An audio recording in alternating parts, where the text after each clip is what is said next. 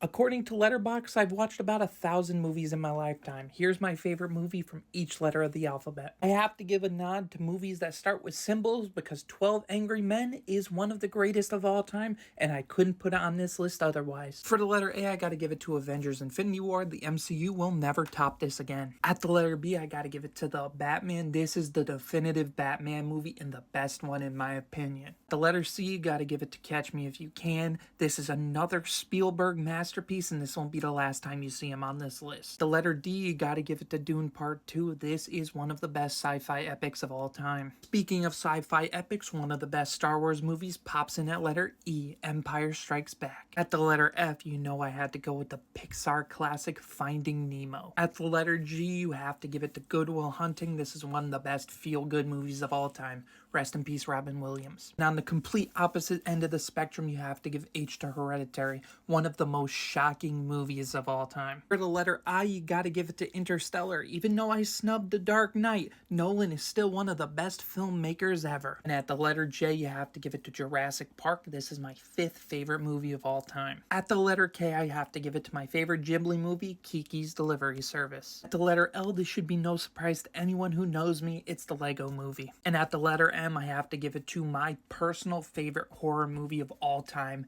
Midsummer. At the letter N, there wasn't much competition for Jordan Peele's Nope. And back in our Nolan bag at the letter O, you gotta give it to the Best Picture winner, Oppenheimer. At the letter P, you got a personal favorite of mine, Puss in Boots: The Last Wish. This is one of the modern classics in animation. At the letter Q, I have to give it to A Quiet Place. While the sequels haven't lived up to the hype of this first one remains a classic. At the letter R, you have my second favorite movie of all time and my favorite Star Wars film, Return of the Jedi. And at the letter S, I have to mention them because 4 of my top 10 movies of all time start with the letter S. Shawshank Redemption, Seven, Spider-Man Across the Spiderverse, and my favorite movie of all time, Spider-Man Into the Spiderverse. And we keep going strong with another one of my top 10s of all time, Titanic for letter T. For V, I wanted to be a little bit of a goofball and put Robert Eggers' Witch, which is spelled with 2 V's, but I'm not gonna do that. I gotta shout out an Alfred Hitchcock classic,